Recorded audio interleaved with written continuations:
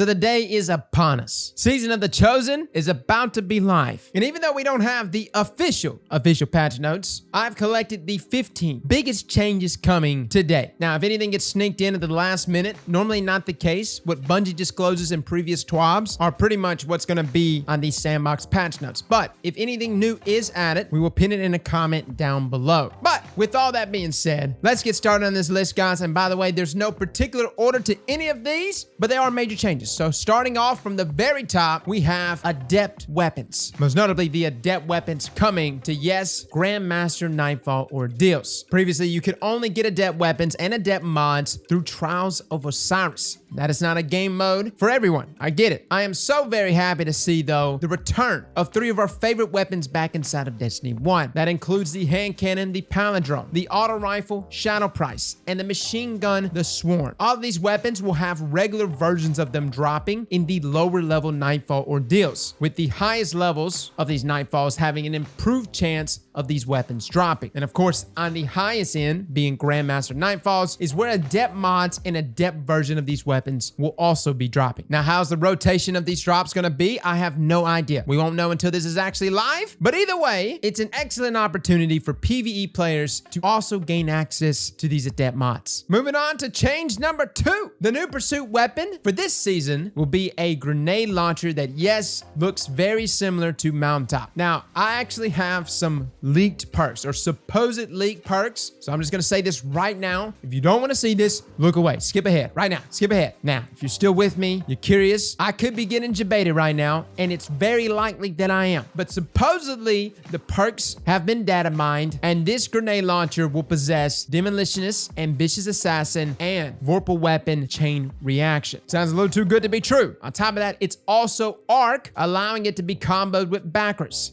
My God. Again, this could be all wrong. Reddit and other places have been deleting screenshots or supposed screenshots of this grenade launcher, which is actually called Salvager's Salvo. But if that is the role, wow, it's gonna be amazing. And considering that grenade launchers, more specifically breach-loaded grenade launchers, are getting a buff on that direct hit proc, yes, this grenade launcher I think is gonna be pretty good. Now, next up, we have point number 3. We're getting a new refresh of Trials armor and some weapons. Not many weapons, just 3, but we're getting some new ones. Most notably, a new Trials hand cannon, which to me looks like a 140 round per minute hand cannon, but to others, I've had a lot of people think that it's a 120. Regardless, though, we're getting a hand cannon. On top of that, one of the nastiest pulse rifles, or at least one that looks very much like it, yes, the Messenger, will also be dropping this season. It was a high impact pulse rifle back in Destiny 1, and so nasty. Moving on to change number 4, Aeon Gauntlets are getting a mega buff, and I'm gonna go ahead and say it could potentially be meta. And this is crazy. One of the most interesting changes to an exotic armor piece. These are gauntlets available for all classes. A lot of us for years have been memeing on these gauntlets, saying Aeon Gauntlets suck. Bungie, why do you even have them? Remove them from the game at this point. I believe someone at Bungie is taking it personally because they have gone out of their way and decided to actually buff these exotic armor pieces with an outright rework. There will actually be 3 available mods that you can slot onto these armor pieces that's unique to Aeon Gauntlets, each giving major benefits, and these benefits are amplified when running with a team using these Aeon Gauntlets. They're even more amplified depending on the mod that your other teammates are rocking. This is really crazy and a different twist, and it makes us wonder what future team synergy things Bungie's going to introduce with exotics, because a lot of exotics are just like a standalone benefit to yourself, and that's it. There's a few where Bungie has dabbled in the support areas. Phoenix Protocol, Ursa Furiosa. This is definitely diving way more into it, as the benefits are present throughout the entire gunfight, not just the super. Will Aeon Gauntlets suddenly become the most meta exotic armor pieces inside of Destiny?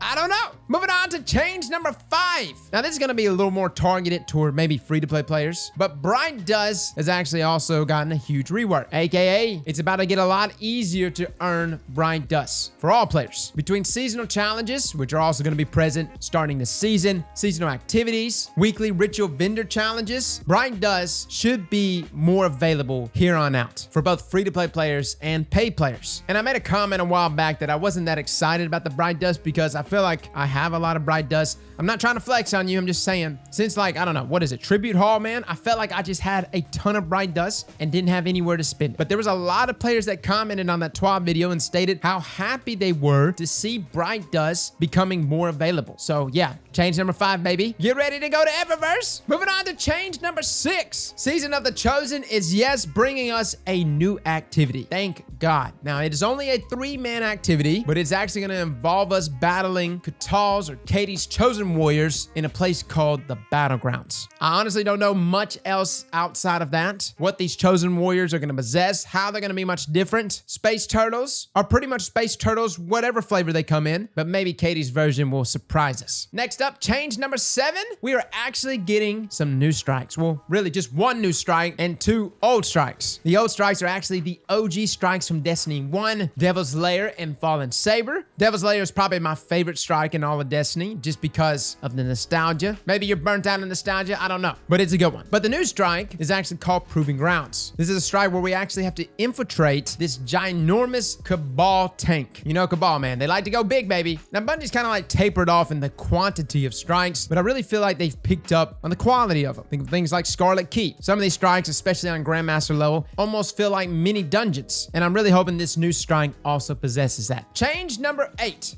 Yes, now we're getting into sandbox stuff. Major recoil changes happening for mouse and keyboard users, but a very nice buff for controller users. Bungie's announced that they're actually going to be bringing crossplay into Destiny 2 at some point this year, and in doing so, they want to level the playing field between mouse and keyboard users and controller users. Their first pass at this, essentially to make stability mean more for mouse and keyboard users, thus increasing the recoil, while simultaneously buffing controllers' ability to handle recoil. So first up, number-wise, if you're a mouse and keyboard players, expect recoil for these weapons right here to be about 20% more recoily. Is that even a word, recoily? But auto rifles, scout rifles, pulse rifles, submachine guns, hand cannons, and machine guns are gonna have a little more kick for mouse and keyboard players. Now, as much as I hate this is where things get a little more interesting. They're actually adjusting recoil for both controller and mouse and keyboard players, reducing camera movement when firing submachine guns by 24%. So this is actually a buff for mouse and keyboard players and controller users. Pulse rifles by 7%, which doesn't necessarily make up for that 20% nerf, and machine guns by 9.5%. The main thing to take away from all this is that ginormous buff there for submachine guns if you're a controller user. I'm actually really interested to see how this plays out because a lot of people have actually watched us shoot things like Huckleberry and other SMGs and they're like, wow, I wish my gun was that level. I really think starting today going forward, controller players, you too are going to experience that level of recoil, allowing you to use your SMG at more extended ranges. Moving on.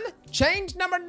Rocket launchers are getting a 30% buff. That's right, 30%. Now, the last time we saw a buff of this magnitude, I believe it was 30%, but it was slug shotguns. And you know how meta slug shotguns became inside of PvE. However, Bungie did note that exotic rocket launchers will be adjusted individually. So depending on those changes, once sandbox patch notes are live, we will have those changes pinned to a comment. We'll also probably be damage testing at some point this week, although it's not at the top of the to-do list.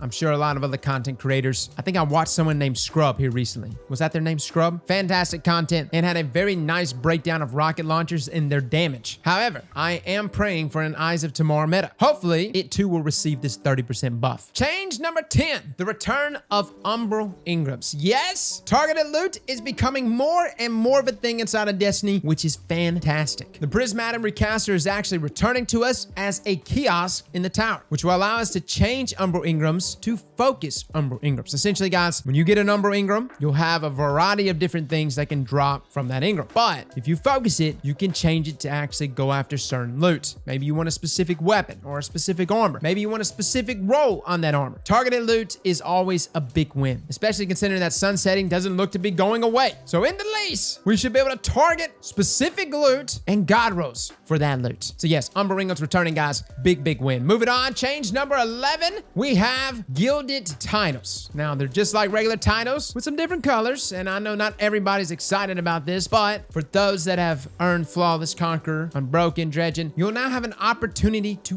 gild them, to make them look a little more flavorful, for a little more flex. Yeah, you might like it. I'm gonna like it. I get Conqueror every season, man. I don't even know why, but at least now for the work that I do, I can actually flex it. Change number 12. This is for those players that are concerned about missing this past season. If you did not play Season the Hunt, don't worry. Season the Hunt and its content will be sticking around for the rest of the year. This includes story missions that was associated with this season, Wrathborn hunts, Adored quests will also still be available, Crow's vendor screen at the Tangle Shore, Hawkmoon's exotic quests and master activity, seasonal seal and warden title, pretty much everything, right? The stuff that really matters. It's all sticking around as there was a lot of players reporting FOMO. And do you see what we're doing? We're pretty much going back to the Forsaken model. Like, I know it's still broken up into season, but let's just be real. Outside of monetizing free-to-play players in some way, it's Forsaken model. Things sticking around for an entire year is exactly how it should be. Now, speaking of things that are coming back, yes, we do have some reissued Dreaming City gear as well as Moon gear. Not everyone's gonna be excited about this, but if you do like these weapons, they are making a return. Waking Vigil, Sleepless, Vouchsafe, Retotel. These Dreaming City weapons will be returning with new perk pulls. They'll be dropping from Shadow Throne Dungeon, and specifically from Shadow Throne, it will have perks exclusive to where it drops from. So you're definitely gonna wanna do some of the more in-game activities to go after these rewards. Now, as far as the Moon-based weapons, we have Premonition, which actually only drops from Pits of Heresy, Heretic, Blasphemer, and Apostate. Weapons I very much like. They drop from Pit of Heresy dungeon, and they too have exclusive perks when receiving them from this dungeon. There'll also be a return of Dreambane armor, as well as Dreaming City armor, and Bungie's also looking to expand the Lost Sector, both Legend and Master, into the rotation for the 4 Moon Lost Sectors. AKA, those Lost Sectors should allow us to also target, you guessed it, even more loot. Change number 14. For those that may have missed out on it, Fellwinter's Lie, Whisper of the Worm, and Outbreak Perfected are coming back through the exotic kiosk at the tower. Cannot tell you how many times I've had people join the stream and have cried watching me use Fellwinter's Lie. Now, I have no idea what's going to be the cost to acquire these, but I do believe that there's going to be a huge uptick in Fellwinter's Lie starting this season, more than we've ever seen it. We had a ton of players miss out on the quest, and now they'll finally be able to get their hands on it, at least for like a season, because it gets sunset after this season. Hate to rain on everybody's parade, but yes, sunsetting's still a thing.